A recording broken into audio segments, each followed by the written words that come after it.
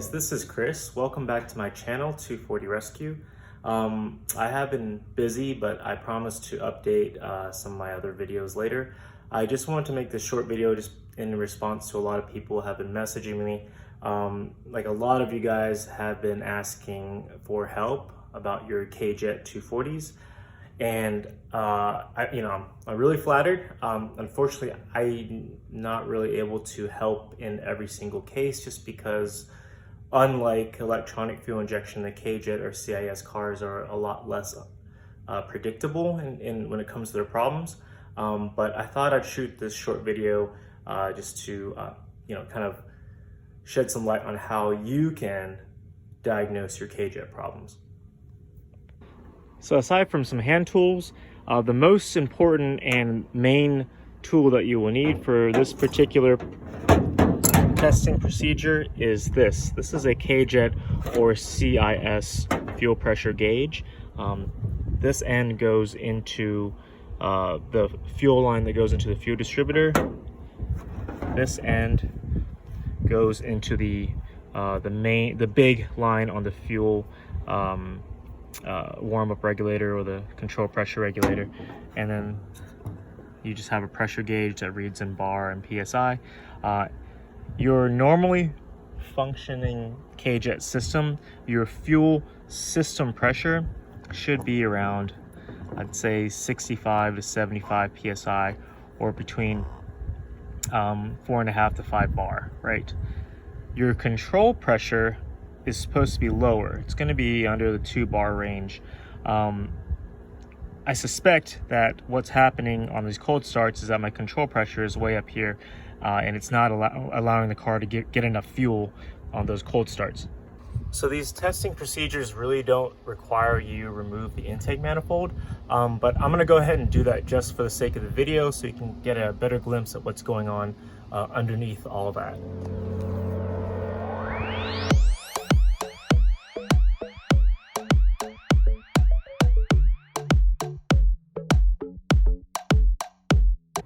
Here's the intake manifold off. This is the fuel distributor. This is your airflow meter. This is your control pressure regulator or your warm-up regulator or your WER. And this is what we're going to be messing around with right now. So if you follow the supply line, this would be the fuel filter, and follow it through, it comes all the way down into a junction on the back of the fuel distributor right there. This junction also has the cold start injector on the other end of it, but it goes directly into the fuel distributor, which is this. And then up top, this larger hose goes into the larger fitting on your warm-up regulator, and the smaller hose of the warm-up regulator comes all the way through into the drain line. This would be the return line back to the tank. See, there's a double fitting here, double banjo, and then comes all the way up, out, and then back to the tank. So the warm-up regulator is just in the closed fuel loop between fuel distributor supply and then fuel return.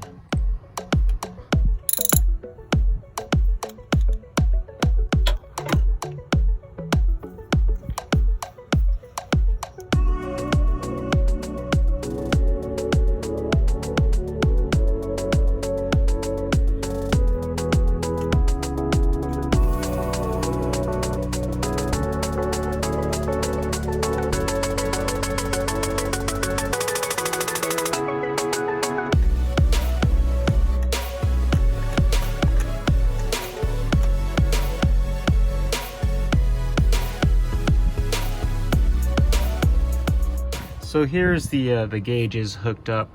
You actually don't have to disconnect the hose and the banjo fitting at the fuel distributor. All you have to do is disconnect the two at the warm-up regulator or the control pressure regulator. That hose that goes between the warm-up regulator and the distributor goes into the gauge. The other side of the warm-up regulator goes into the other side of the gauge. There should be two sides, and one of them actually has this junction on there, and then comes the rest of the gauge. Here's another view of the fuel distributor and the warm-up regulator. So here I've taken out all the supply line and return lines and the injector lines, and there's only two lines that go from the distributor over to the warm-up regulator. And as you can see, it's a very simple piece, actually pretty small. This is the fuel distributor, this is the control pressure regulator, and when you connect the gauges, you're really just disconnecting this guy, and you have the big port from the warm-up regulator disconnected here and then attached over to the other side of the gauge. It comes up to the T through to the gauge itself. So it's like that. You want to make sure that the valve here is on the warm-up regulator side. See how it comes up into the valve and then into the gauge, and then the other side comes into the fuel distributor. The reason being is that this is how you test between the system pressure and the control pressure. When the ball valve is in this position, that means it's open and it is testing the control pressure. And when the ball valve is in this position, that means it's closed and it's testing the entire system pressure. So these control pressure numbers are readily available online. You can also find the numbers listed in your Bentley or your Green Books or even your Chiltons.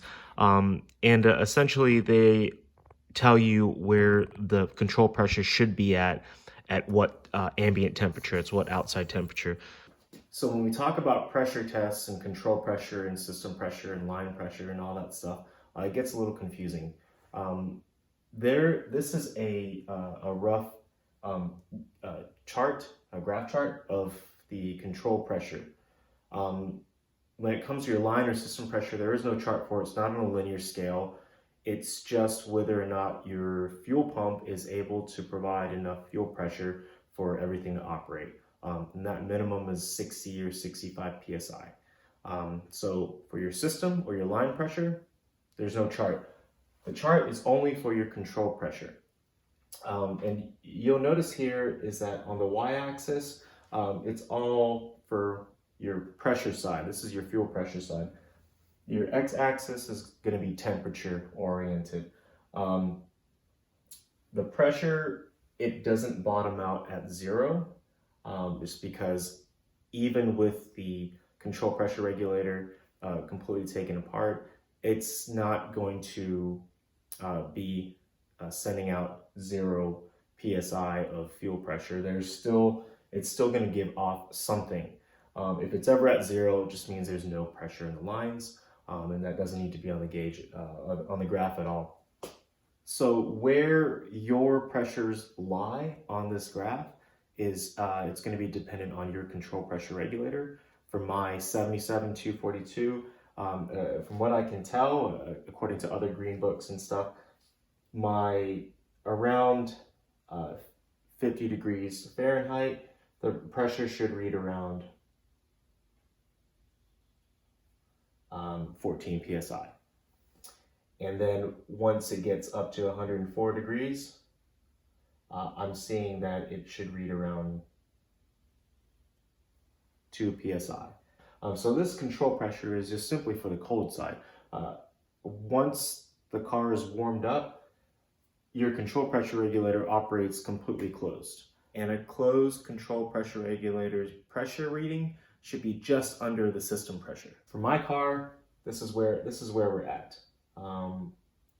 My gauge, when I'm reading control pressure, should read around here, and it should follow this this chart. And this is not just this is not like hard fast numbers. Even in all the other graphs that you see online, there's some leeway here. So essentially anywhere within this part of the graph, the car should be able to operate. What I'm seeing here is my control pressure when I'm testing it is a little bit high. It's probably around this area.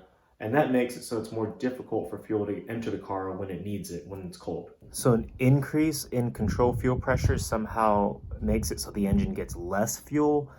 How does that make sense? So I have a couple of cups here as an example. This is your system pressure.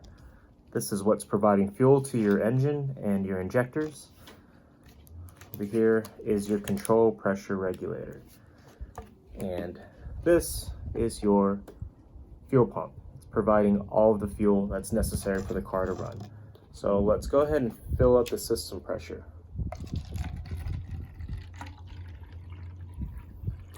All right. So you can see that it is providing fuel as necessary, even with the control pressure regulator in place. But what happens when we increase the control pressure? By increasing control pressure, you're actually shutting off the fuel in the that gets to the system. The system pressure stays the same, but you're shutting off the fuel that gets to the engine. And this is because of how the fuel distributor operates. This little guy here is called the plunger, and it goes up into the body of the fuel distributor. The higher up it goes, the more fuel is distributed to the injector ports, and what's providing counter pressure goes into this top port, which is directly above the plunger. The control pressure regulator is what goes into here. So the higher pressure that goes into the top port, the more it's going to be pushing down that plunger, preventing fuel from entering the cylinders. So you're going to have to run the fuel pump, and you want to find your fuel pump relay. It's going to be the one with the big red and big yellow wire on it. Connect some connect spade connectors in between them with the switch, and that way you can power the pump on and off to run your tests. Alternatively, you can unplug this connector with the ignition on, and that should also run the pumps. Currently reading 0 psi.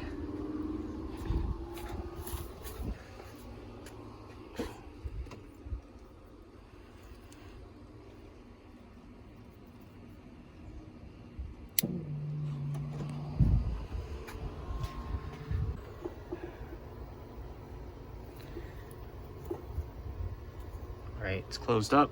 This is your system pressure. This is what's going through the entire system.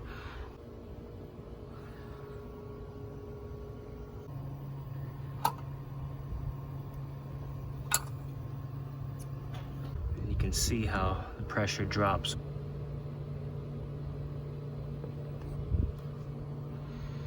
It's still a little high. For the temperature outside, it should be between 16 and 20 psi.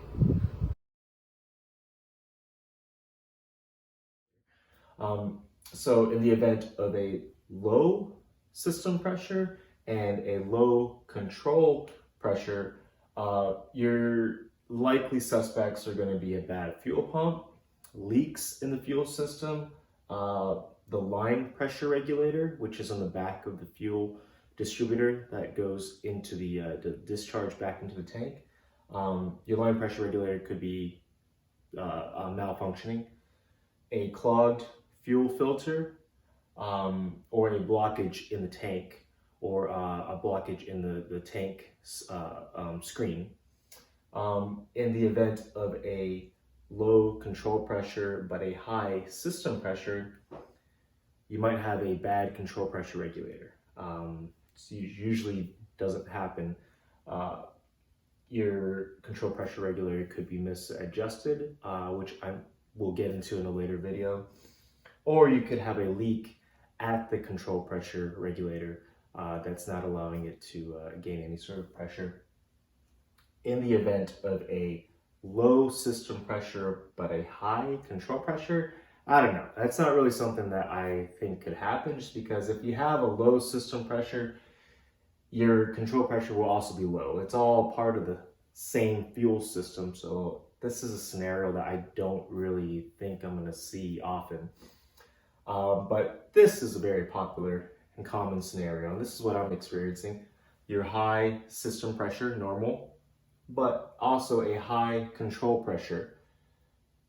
Your likely suspects are going to be a clogged control pressure regulator screen or a kinked or a clogged control pressure regulator line that's causing the pressure to spike. So keep in mind that this testing is all done on a cold system. I'm only having cold start issues. My hot starts are okay. So all of this is just for a cold start problem that I'm having with my KJET car.